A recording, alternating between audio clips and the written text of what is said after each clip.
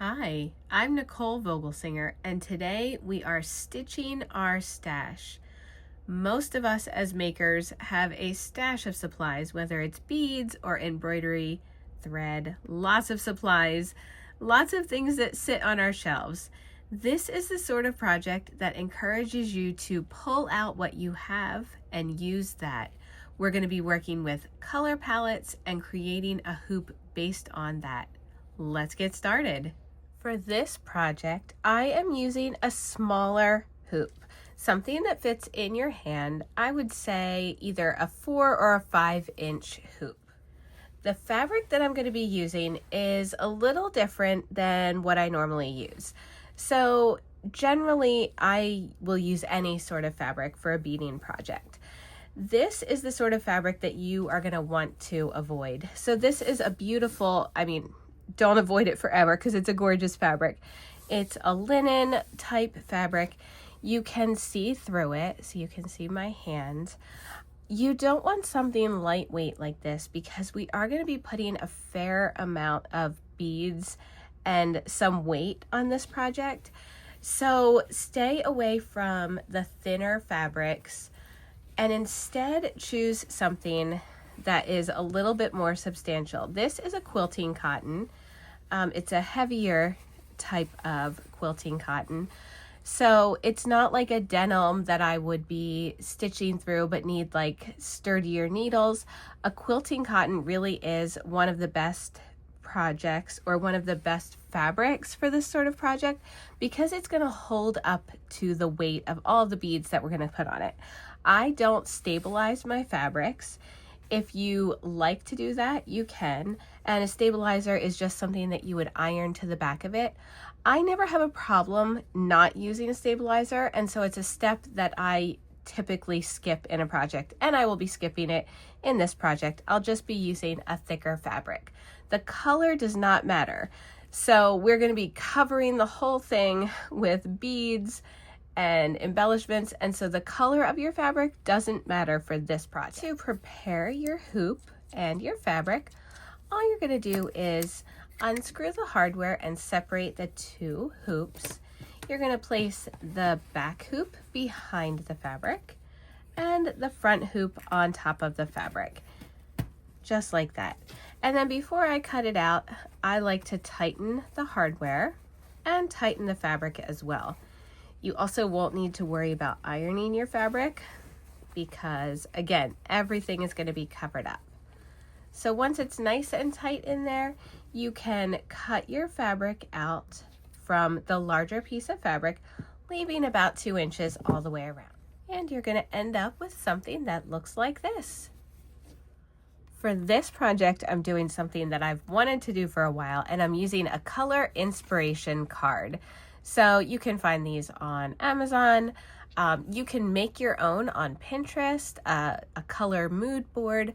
I wanted something that picked the colors for me, and I'm going straight from this to my beads and my threads, and I'm picking out a color palette, and that color palette is going to be the basis for this project. So when you get started pulling your supplies, you are just going to pull everything that matches the color palette you've created. It never hurts to have too many options, and so I'm just matching my color palette with everything that I have.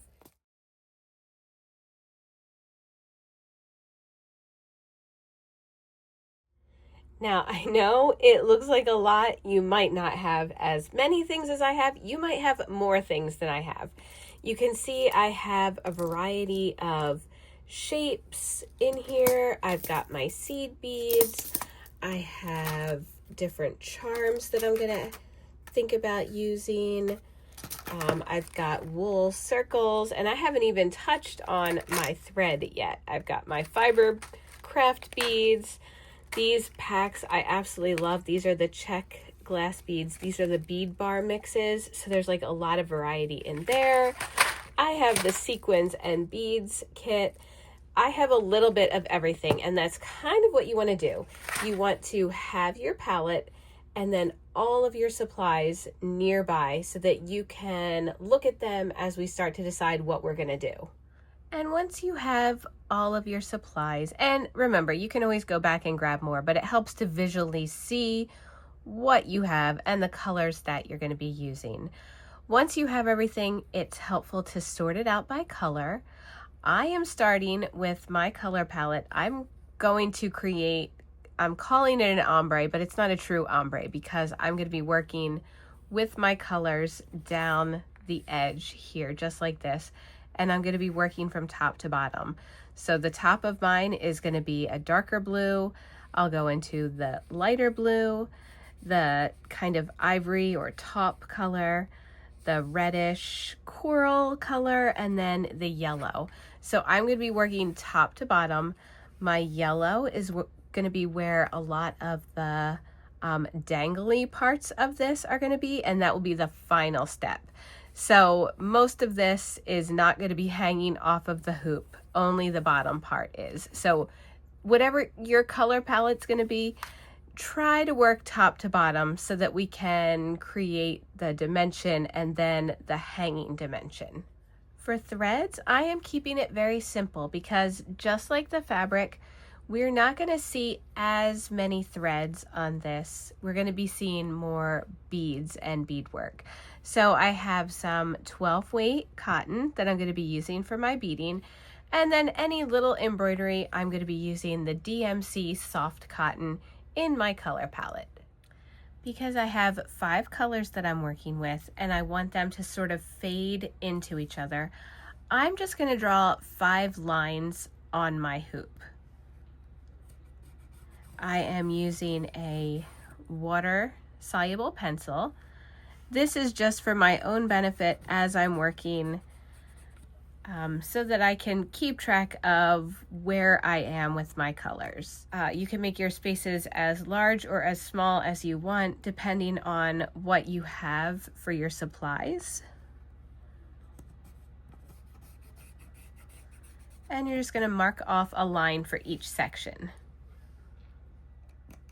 So I have my dark blue, the lighter blue, the ivory or taupe, the red, and the yellow. I'm going to begin by threading my needle, and I'm using about 12 inches of my 12 weight cotton. And I want to start with a knot on the end of this. Anytime we're working with beads, and especially on a project like this, knotting our thread is going to be very important. So I'm just going to thread my needle. This sort of project is, I like to call it a very free-spirited, free-flowing project because I'm working this real time with you. I do not have a plan. That is not easy. It sounds like it might be easy to come into a project and not know exactly where you're going, but it's actually challenging to work that way. And so you're going to have to go with the flow as we work on this project. So I'm working on filling up space. That's the idea here. We don't want to see the fabric. And so as I'm adding things, that's what I want to think about. How am I going to cover space, add dimension in my color palette? I'm beginning with these. These are the pre-cut wool circles, and these are a great base to a lot of the beadwork that I'm going to do. I like to layer things, and this piece is going to have lots of layers and lots of dimension, and this is a great way to begin. So I'm just grabbing 2 of the circles in my color palette. I have my bead bar mix, which has lots of sizes. You can see, oops, I have a green one in here. You can see I have some of the larger beads. I have some beads that are more of a tube shape. They're getting progressively smaller as I'm putting them on my needle, which is great. We want a variety of sizes right now. So with my wool circle, and if you don't have wool circles, that's fine. You can cut your own shapes or you can just simply bead on the fabric. But I like to add lots of layers. So I have my wool circle on here. I'm going to bring my needle up in the center of that.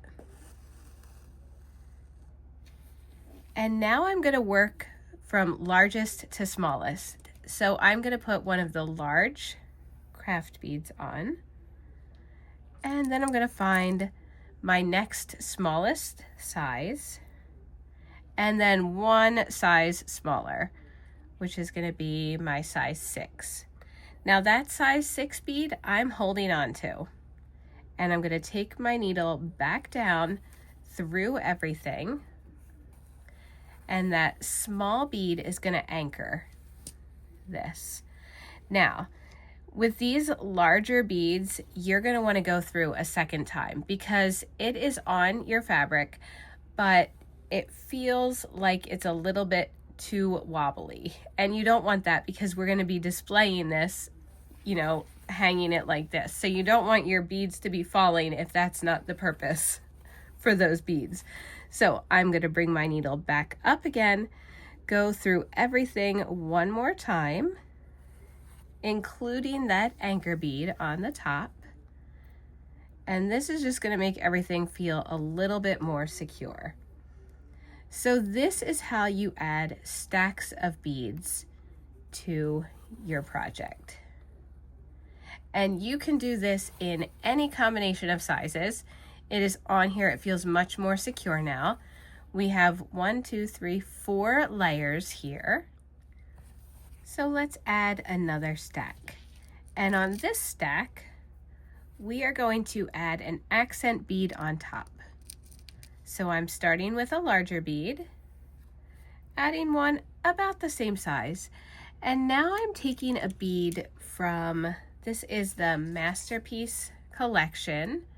And these are, if you have accent beads, this is a really fun way to use them and kind of show off your bead. On top of this, the anchor bead is going to be my accent bead.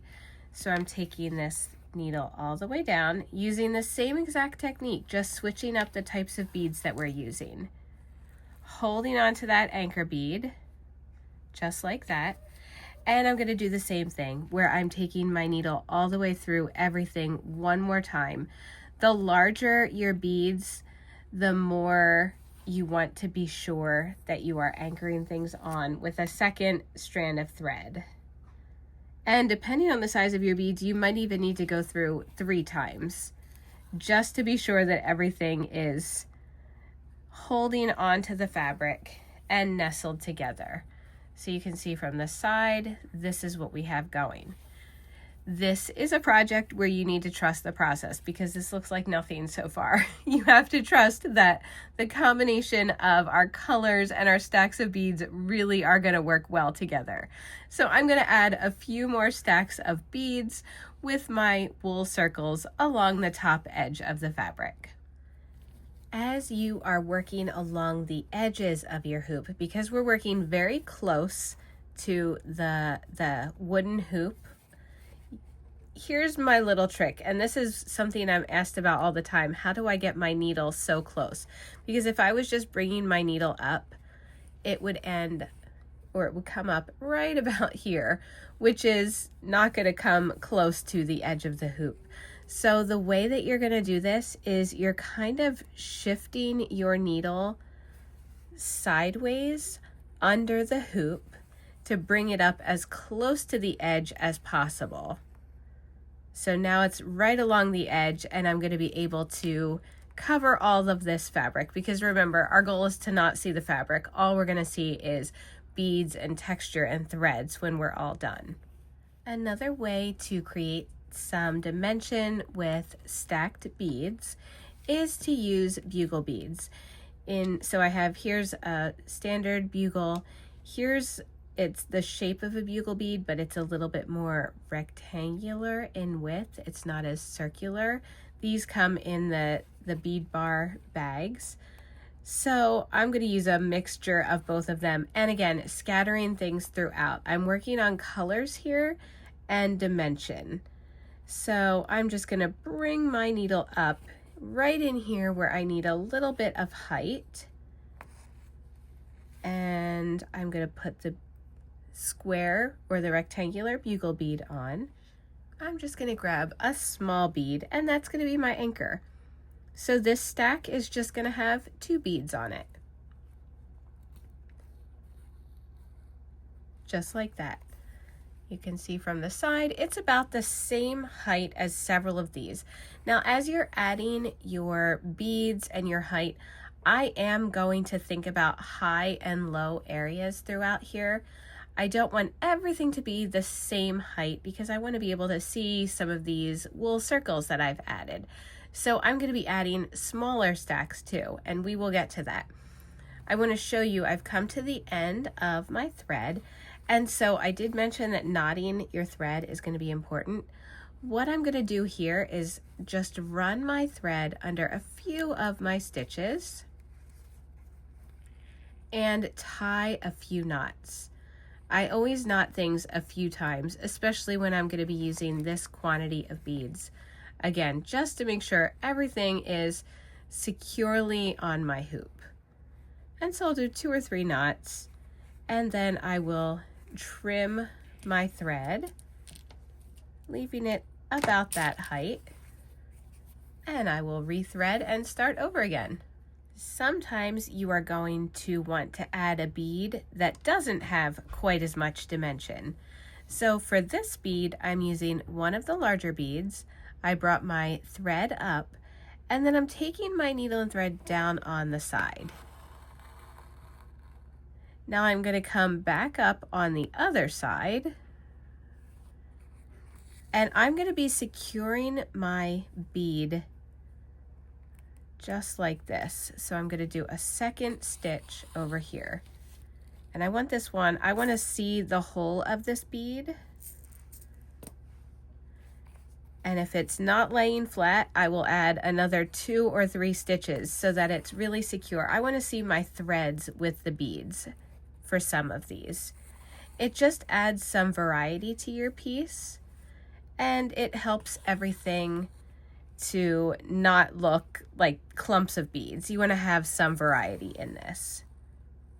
So 4 stitches has secured that, and from the side you can see I've also got, I'm starting to work on my different heights. I don't want all the same height. I want it to be varied.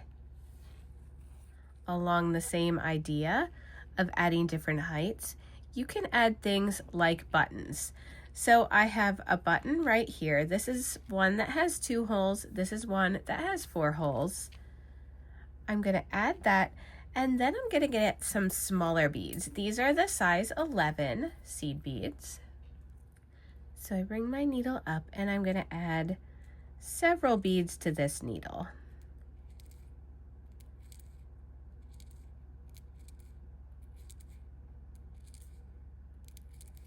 I'm going to start with 8 size 11 beads,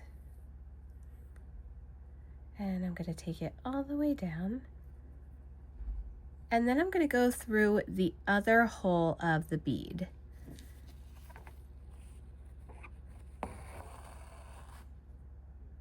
And as you get more dimension on here, you just have to be careful that your pieces, that your thread's not wrapping around. So from the side you can see I've made a loop of beads, and I'm going to do that one more time. I can do it 2 or 3 more times if I want it.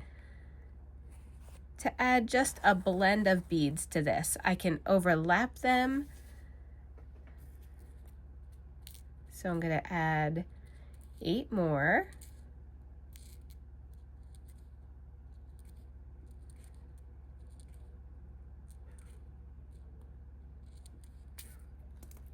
Like that, and then I'm going to take them down, but then kind of loop them over the other beads that I have here. It's just going to make a cool arrangement of beads on the button. So when you look at this piece, you're not going to notice right away that it's a button that's been added to this. Instead, you're kind of seeing the button shape, but when you look closely, you're seeing lots of beads added.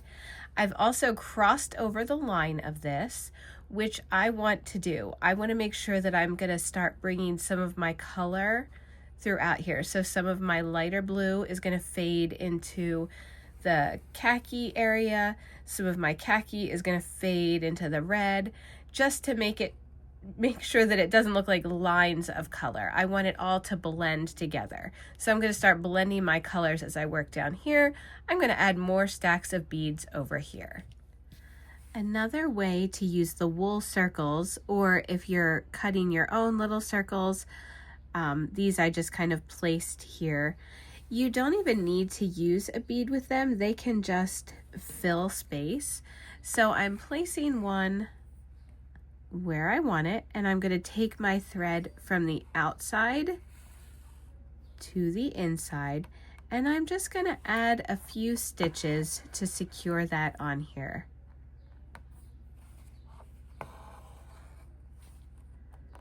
And you can add as many stitches as you want. If you look closely at my other wool stitches or at my other wool circles, I went back and added some stitched detail throughout here because I do like my threads to be visible. So I know this is mostly a bead stash busting project.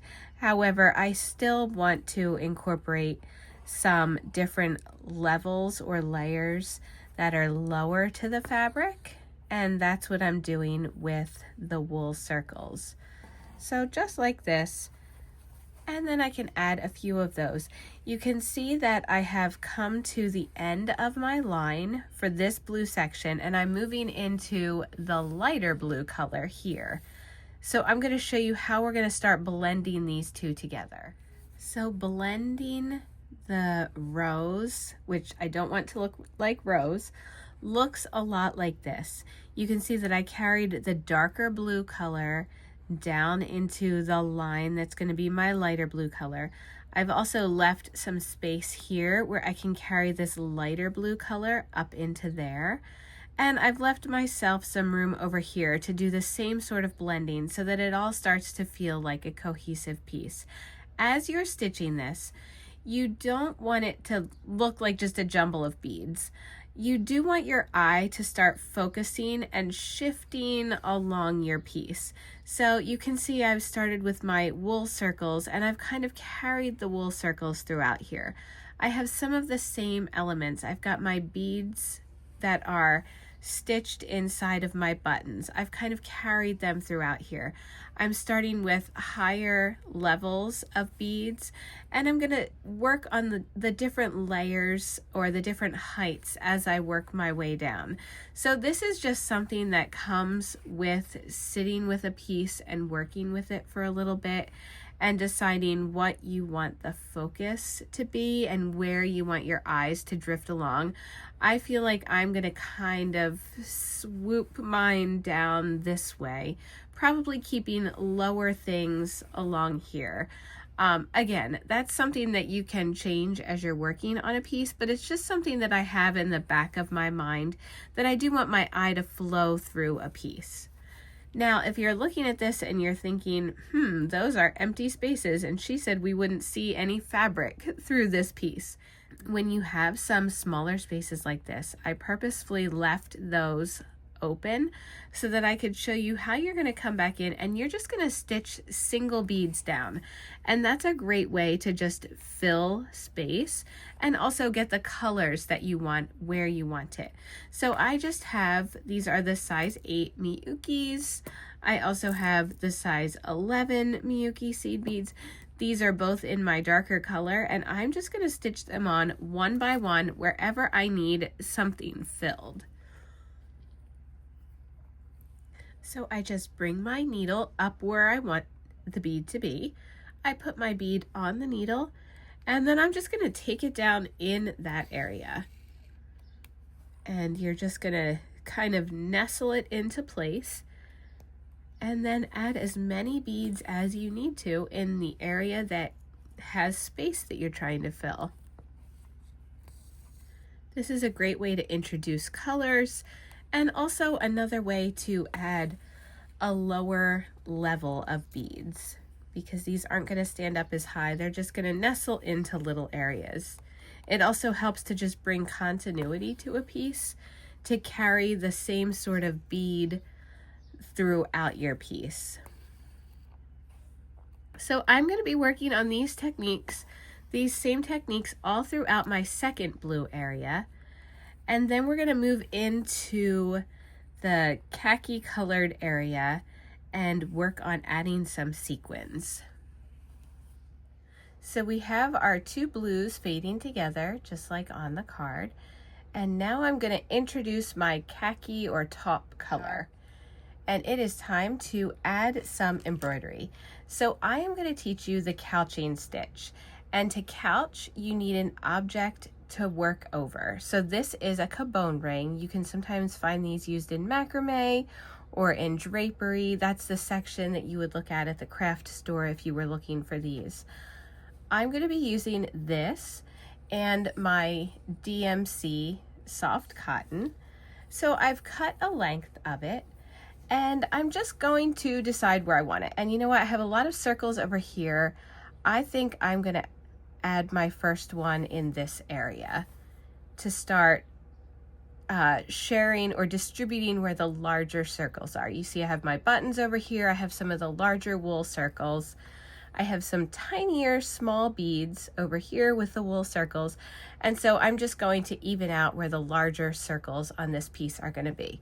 So I'm going to hold it in place and then I'm going to bring my needle and thread up and I am just working stitches over top of this cabone ring. So there's my first one. To make it easier for myself, I will sometimes do just a few stitches to hold it in place so that it's not wobbling around as I'm stitching it. And just be careful of all your dimension that you are adding to your piece. So once I have a few stitches holding it in place, it's not going anywhere now. So now I'm just going to work back and start filling these in. I'm keeping my needle and thread very close to the ring. And I'm not pulling too tight, but tight enough that the thread isn't going to be gapping. And I just want nice, smooth stitches. The satin, the DMC soft cotton, or at Michael's it's sometimes called satin moss. This is a really nice thread to do couching with because it's a thicker thread and it fills in an area really nice. That's why it's one of my favorite threads to stitch with. So you can see that I'm just filling in this area really nicely. It's going to completely cover the ring, so you're not going to see that at all. And all I'm going to see is the color that I wanted to add to my piece. So I'm going to add a few of those and then we're going to fill them in. Okay, so I added 3 of the cabone rings with couching. And now inside you can see this one right here has 2 bugle beads and a seed bead. And I'm going to show you how to do that. I'm going to fill this whole area in. So for that, I'm using the Miyuki bugles because they're the perfect color and I just love these beads. And then I also have the Miyuki size 11s. In 2 different colors because I'm going to vary the seed bead color that I use. So first, you're going to keep these nice and close on the inside of your cabone ring. And it's nice because you have an area that you're working to fill right now. So I'm bringing my thread up along the edge. I'm putting a bugle bead and then a seed bead and then another bugle on my needle, and I'm taking it down right next to where I came up. And the idea with this is that these are going to fold over, and you might need to actually physically make them do it. You can see that this is trying to fold, but it needs to be put inside of that cabone ring. And so, and let's see, you can adjust the seed bead so that this is what you have along the side. So you're going to have a bunch of seed beads with the color of, or you're going to have a bunch of bugles all lined up inside of here with the color from the seed bead, giving it a little bit of more dimension and color throughout here. So that's how I'm going to fill probably this one and this one. And then we're going to do another method for the smaller one. So here's what that looks like. You can see lots of dimension filling this. The Miyukis give it such a beautiful sparkle. I love looking at that from the side. And so now we are going to fill this smaller one, and depending on what size cabones you have, you might have a larger area to fill. I had smaller sizes. I'm using the sequins and beads kit, and I am just going to stack some seed beads. So I'm going to use, I think, 4 seed beads because I want these to be about the height of this. I'm going to put 4 seed beads on, and then 1 of the sequins. Now, remember how we did the bead stacking before and we had 1 bead that was the anchor bead? For this, our anchor bead is going to be the sequin. So I'm holding on to that sequin, and the sequin is what's going to hold everything in place. So I have my sequin in my hand, I'm pulling this tight, and now you can see that the sequin is going to be sparkling, standing above these because this one's going to be taller. I might vary the height of a few of these, and I'm not going to be able to fit as many in this area, but I'm going to do that with my sequins. This is really fun to show off some sequins like that. And another way to add sequins that I love to do is, again, using the wool circles. So I'm just going to bring my needle up here, and I'm going to add a circle, just like that. Nestle it into place. Now I'm going to get another one of my sequins, and I love that these sequins and beads kits have 3 different sizes, so I can vary the sizes and stack them, which is what I'm going to do. So I'm taking the 3 different sizes. This is cool because you get a little bit of color from each one, and so the sequins are all slightly different colors. And so I'm seeing a little bit of each one of those, just like that. And then I'm going to take my needle down, and I'm going to do probably 3 or 4 stitches all the way around, just to keep the sequins lined up. Again, just like how we did with the beads when we wanted the beads to lay flat, I'm just securing the sequins like that. So you're seeing the sequin, you're seeing the layers of the sequins, and it just gives a little bit of sparkle. So you could do that either with or without the wool circle. I could do a stack of these just on its own and scatter them throughout. So I'm going to do the same thing. I'm going to start adding sequins throughout here, and then I'm going to use a lot of the same methods that I used throughout here to start working on this area and filling in this color.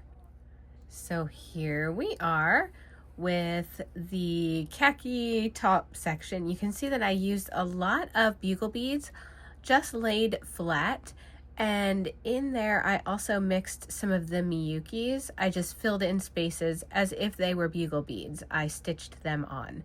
So now we're going to move on to the red section, and for that I'm going to show you another embroidery stitch that would work really great in a project like this. So I'm also using the DMC soft cotton once again, and I have a length of that. I'm going to fill in some of this red section, but so that you can see it best, I'm going to do my first stitch right about here. I'm going to bring my needle and thread up, and now I'm going to make a backwards C with my thread and take the needle through just like that. Then with my left hand, I'm going over and under, and I'm making, it looks almost like a figure 8. I'm holding on to the tension of this as I take my needle down, not in exactly the same hole, but right next to it. And I'm holding the tension until my thread is almost through that hole, and then it makes a nice little knot. So from the side, you can see we've got our knot here. I'll do that one more time. I'm going to just cluster a few of these together wherever I need to fill a space, almost like how I use the blue beads to fill in areas, I'm going to use the colonial knot to fill in areas as well. So again, I've got my backward C. I take my needle through. With my left hand, I'm going over and under the needle to make a figure 8.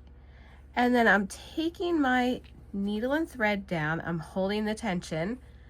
I'm taking it down through the fabric and holding the tension until it's almost through. And then there's another knot. So that's another technique for filling in this area. And I'm just going to continue on. We've done a lot of the techniques that I'm using throughout here. I'm going to add some more colonial knots, and then I want to show you what to do with different shaped beads. So now I'm going to add, these are the 2-hole gem duos. These are like a diamond shape bead. And with this bead, I have 2 different areas where I can stitch the bead on. So my needle goes through here at the top and here at the bottom. I'm using a pink thread because this color is not quite a red, not quite a coral, and so I want to blend some of the pink in there. And I'm going to do that with my thread and probably a few of the wool circles that I have. So I'm using the Gem Duo beads, and these are sometimes a little finicky to stitch on. So you're just holding it in place wherever you want the bead. So first I'm going to decide where I want it, and I'm going to just tuck it into this little area. So I'm holding the bottom of the bead down as I bring my needle up towards the top, stitch through the top hole, then I'm going to stitch through the bottom hole. So it's a very easy bead to stitch on. The only finicky part is sometimes holding it in place exactly where you want it. But this is a great, if you have super duo beads, you can add them the same way. Those have 2 holes. And you would just stitch them down as well. So it's really fun to pull out some of the different shapes that you might not use as often and tuck them throughout your project. And before I move on to stitching anything else, I have been wanting to add one of these. These are the John Bead Sweet and Petite. They are the little charms, and I absolutely love strawberries. And with this color, I think this would just go perfectly in here. So I'm just going to tuck a little strawberry in here. You can see at the top, I'm going to add it just by stitching through this.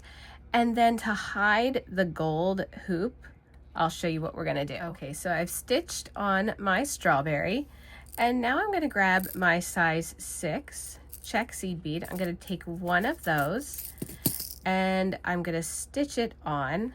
I have to bring my needle up through the center. This is going to look very familiar because it is the same technique that we used to stack beads.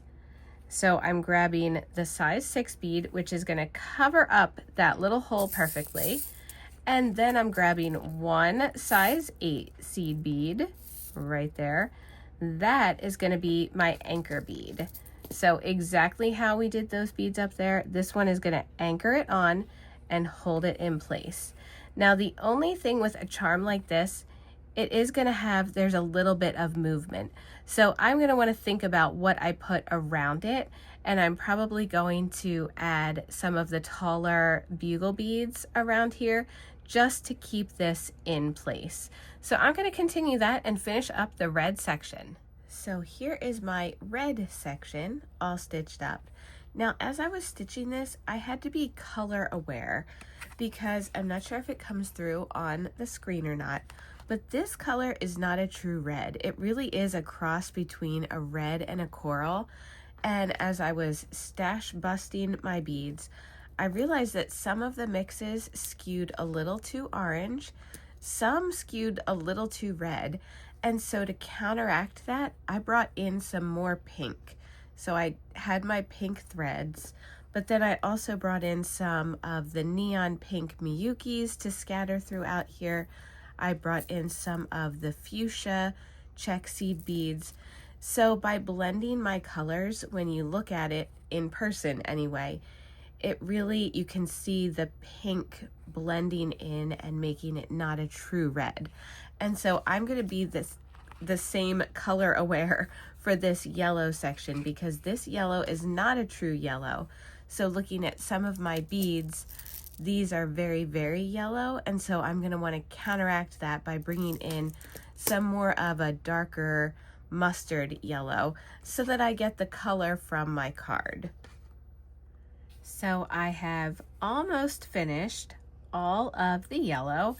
You can see it's really looking just like our color card, which is super cool. And I hope that you've enjoyed watching this come together, because this really is a delight to stitch.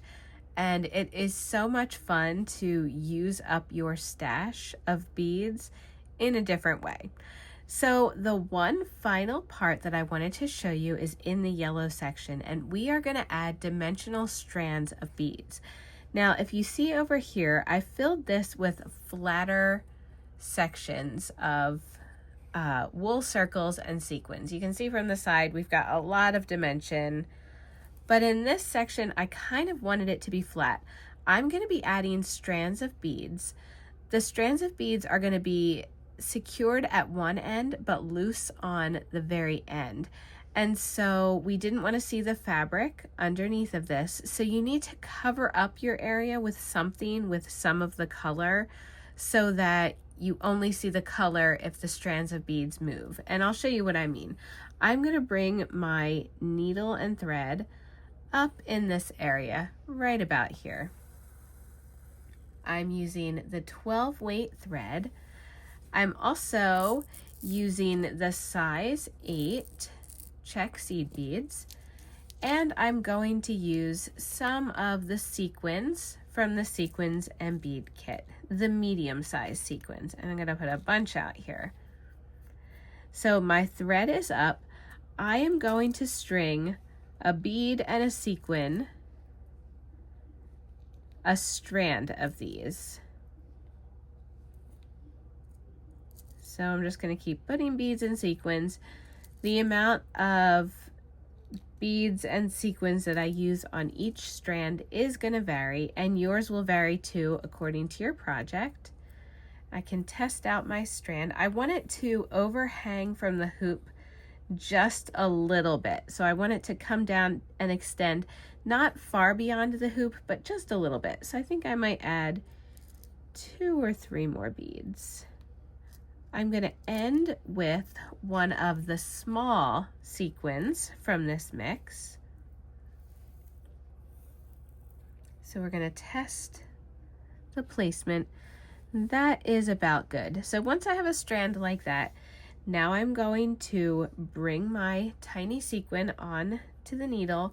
I'm going to hold on to this because once again, this is going to be my anchor.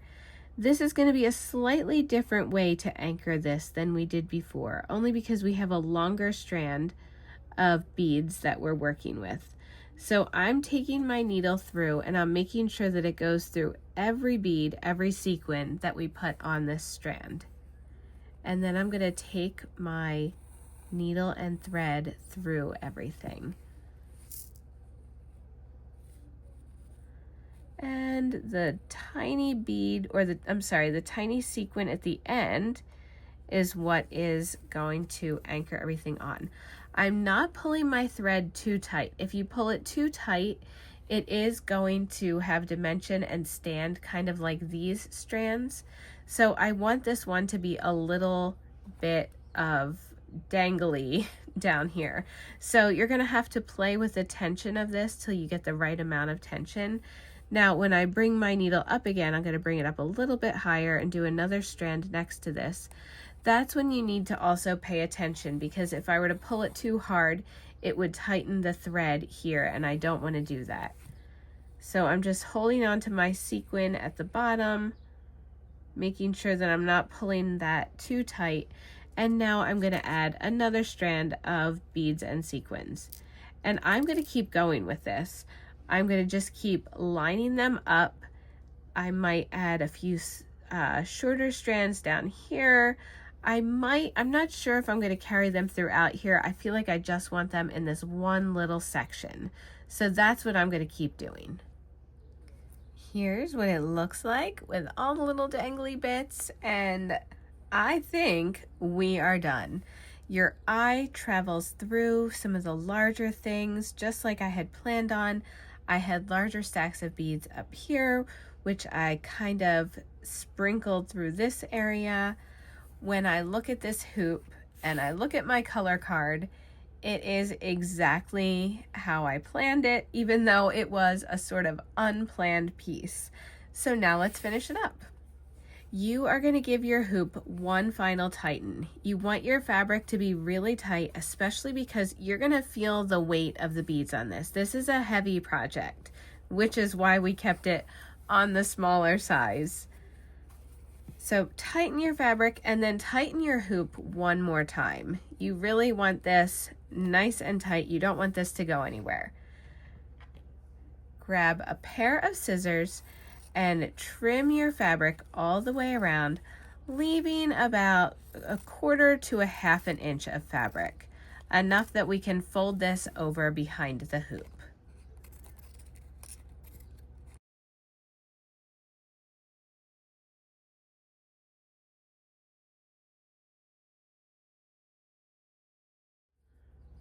Now we're going to turn it over, grab your Elmer's glue,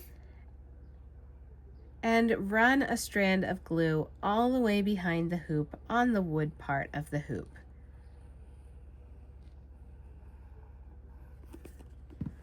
And now simply fold your fabric over and let it dry.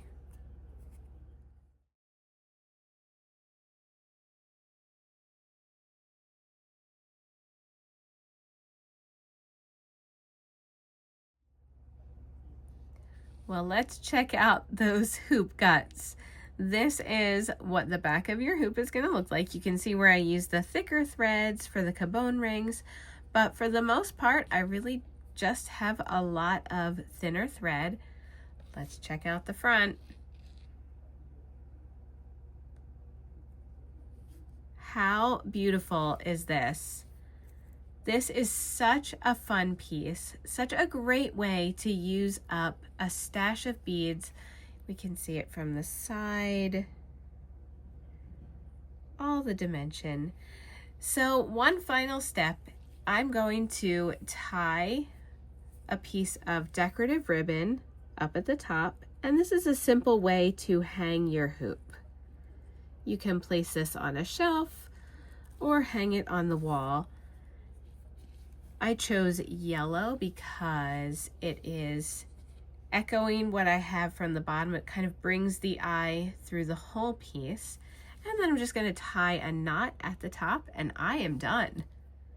I hope you enjoyed watching this project come together, watching me stitch it in real time, not going in with any sort of plan other than using up a lot of my beads. I love projects where I don't need to use a pattern, and it was really fun to go with a color inspiration card. So I highly recommend a project like this. It helps you to look at your beads in a whole new way. So if you do this, share what your project looks like with me. I love to see everybody's progress pics and finished pieces. Happy stitching!